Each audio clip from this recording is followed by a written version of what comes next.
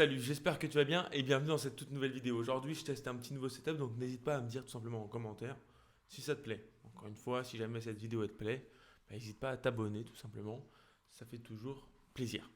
Aujourd'hui, on va tout simplement voir comment tu peux perdre le gras du ventre, concrètement. Alors, déjà, il faut savoir que le gras du ventre, il se divise en deux choses principalement. La graisse sous-cutanée, donc qui va tout simplement être la graisse visible. Alors, concrètement, c'est elle aussi qui va être responsable de la plupart des maladies, telles que le diabète, l'hypertension, les risques d'AVC augmentés, les troubles cardio, la fatigue du sommeil, l'apnée du sommeil, etc. Deuxièmement, on a la graisse viscérale. La graisse viscérale, c'est un type de gras particulier qui va venir se loger dans la cavité abdominale, en fait, tout simplement entre tes organes, entre l'intestin, le foie, l'estomac, etc. Nous, ce qu'on cherche, c'est bien évidemment à perdre des deux. La question maintenant, c'est comment est-ce qu'on fait? Alors, premièrement, première chose à savoir et à ne pas négliger ni oublier, il est impossible de cibler la perte de poids. Je ne vais pas te mentir dans cette vidéo, je ne suis pas venu ici pour souffrir, non, je ne suis pas venu ici pour te raconter des conneries.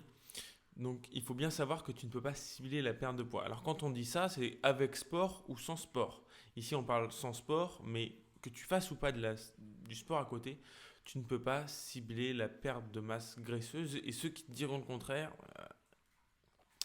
voilà quoi. Mais par contre, ce qu'il faut savoir à l'inverse, c'est que si jamais tu perds du poids au global. Et donc, directement, tu vas perdre du gras au niveau du ventre et de l'abdomen. Et c'est là que c'est intéressant. Ce qu'on va premièrement savoir comprendre, c'est comment est-ce que le gras part. Parce que pour l'éliminer, il faut savoir tout simplement un petit peu le mécanisme. En gros, qui permet à ton corps de lui dire ciao ciao. Alors, il faut savoir que le gras ne part pas dans la transpiration ou ne part pas à l'effort. C'est pas parce que tu fais du sport que directement ton gras se brûle. Dire tiens, je vais faire je sais pas 5 km de course à pied pour brûler le gras pris il y a un mois, c'est faux. C'est juste faux. Le gras, il part dans le CO2. Je te, pour synthétiser et faire quelque chose de le plus facile à comprendre et le plus intéressant, je vais te faire ça en une phrase. Pour résumer, le gras, il est stocké par le corps pour être utilisé comme énergie si à un moment de temps on en manque. Une fois qu'il est stocké donc sous forme de tissu adipeux, le corps, lorsqu'il va être en manque d'énergie, par exemple, simplement parce que tu ne lui as pas apporté assez d'énergie par rapport à ce qu'il va consommer au cours de la journée, eh bien, il va tout simplement avoir besoin d'utiliser cette énergie. Donc, il va utiliser les graisses. Pour les utiliser, ce qu'il va faire, c'est qu'il va venir les oxyder. Et une fois qu'elles sont oxydées, l'oxydation permet de les rendre utilisables, tout simplement. Et donc, elles vont partir en CO2. Donc, vulgairement, on pourrait dire en fait qu'on perd du poids par la respiration. Puisque après que le gras soit oxydé et il soit rendu utilisable par le corps, en fait, il part. Alors, il faut bien savoir que ça part pas sous forme de gras. En fait, c'est transformé.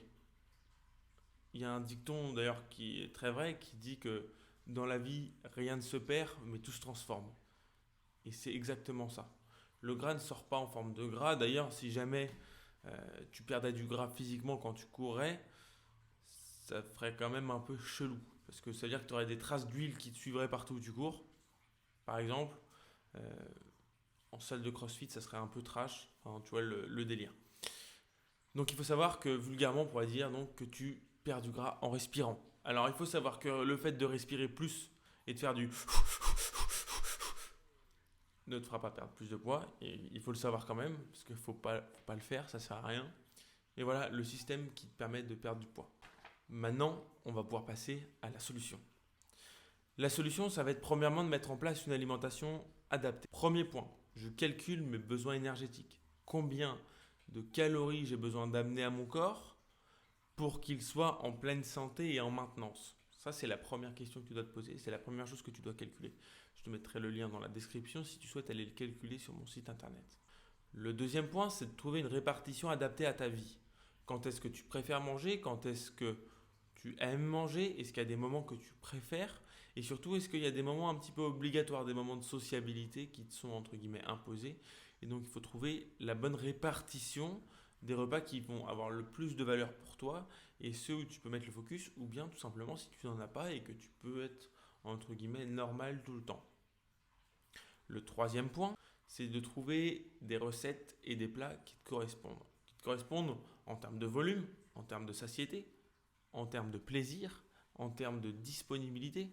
Oui, parce que tu n'as peut-être pas le temps de passer 1 heure en cuisine à chaque repas. Donc il faut trouver des plats qui correspondent dans tous ces paradigmes. Encore une fois, lien dans la description, tu vas sur mon Instagram et tu trouveras plein d'idées de recettes. 4. L'activité physique. Ici, je ne parle pas de sport, je parle d'activité physique. C'est important, quand on cherche à perdre du poids, d'augmenter son activité physique pour plusieurs critères. D'un aspect, premier point, c'est l'aspect santé, parce que bouger plus, c'est quand même mieux. Et c'est aussi que ça va te permettre d'augmenter ta dépense énergétique.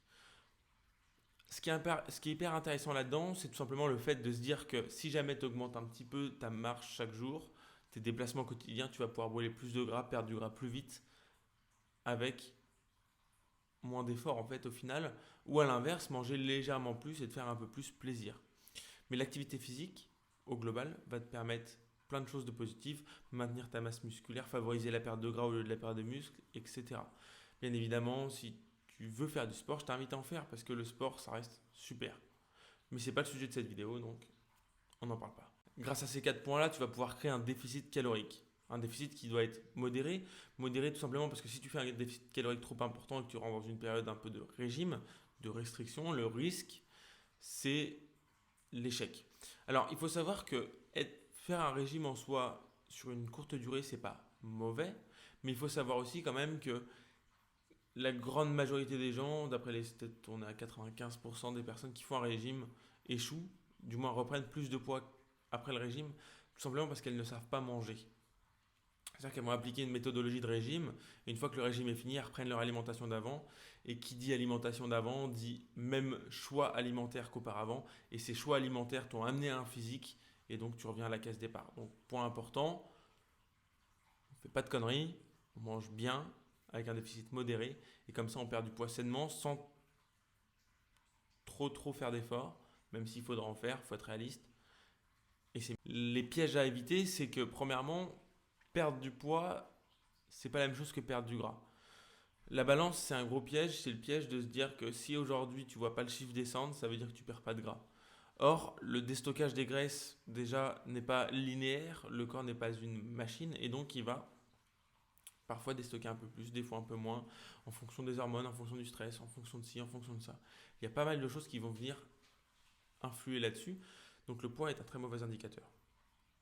En plus, si jamais tu rajoutes une activité physique et ou sportive, tu vas peut-être prendre de la masse musculaire, et donc là on n'en parle même plus, c'est très mauvais de comparer dans ce cas-là. Mon petit tips, c'est de prendre des photos avant-après, et ces mensurations, ça reste aujourd'hui la meilleure façon. Sinon tu peux faire un DEXA scan, mais ça coûte un petit peu cher, il faut prendre rendez-vous, etc.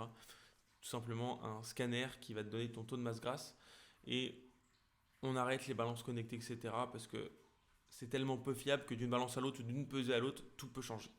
Donc, photo mensuration, c'est le mieux pour avoir un réel avant-après. Le deuxième piège, c'est de se dire, ok, là je fais une pause avec les aliments que j'aime et puis je reprendrai après. Non, là on va chercher une nouvelle alimentation qui va te permettre de prendre du plaisir comme aujourd'hui et de devenir ta nouvelle norme. On n'est pas là pour se dire, oh non, tiens, je fais un régime, je perds du poids et après, tant pis, je retournerai au McDo, etc. Je reprends mes mauvaises habitudes. Alors oui, tu pourras toujours faire des McDo, oui, tu pourras toujours te faire plaisir.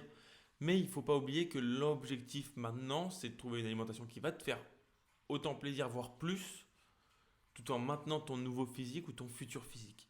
C'est vraiment ce qu'on cherche. Le troisième point, c'est de penser à tes hormones. Parce qu'en perte de poids, il y a quelque chose qui est extrêmement important, c'est les hormones. Pourquoi ? Parce que le stress, le cortisol, par exemple, va être une hormone très négative, si ce n'est la plus négative en perte de poids. Le quatrième point, c'est de penser à ses muscles. Parce que quand tu perds du poids, tu risques de perdre des muscles. Donc, maintenir une activité physique, ça peut être juste de marcher ou ça peut être de faire du sport, va te permettre de maintenir ta masse musculaire et donc de continuer à perdre du gras sainement et sereinement. 5 points, les solutions miracles n'existent pas. Ce qu'il ne faut pas oublier, en fait, c'est tout simplement qu'il y a plein de gens à des moments de temps qui voudront te vendre des choses qui pourront paraître plus ou moins intéressantes et là, il ne faudra pas tomber dans les pièges. Il faut vraiment comprendre qu'il n'y a pas de solution miracle, il n'y a pas de pilule magique, il n'y a pas de bouton on-off qui permet le déstockage des graisses. Le pamplemousse n'est pas un brûleur de gras, le citron non plus, etc. Il n'y a pas d'aliment brûle-graisse. Ne tombe pas dans ces pièges des gens qui veulent te faire adhérer à une pensée pour te vendre quelque chose derrière. Maintenant, je pense que tu as toutes les clés en main pour réussir. Sincèrement. Si tu souhaites plus d'accompagnement ou autre, moi ce que je peux te proposer c'est de t'accompagner dans ce processus. Bien évidemment, il n'y aura pas de compléments alimentaires, de tout ça, etc. On reste sur une alimentation qui est basée sur le vrai, le vivant. Si cette vidéo t'a plu, tu peux t'abonner, la partager. Et puis en attendant, moi je te dis à bientôt et mets un petit j'aime. Salut.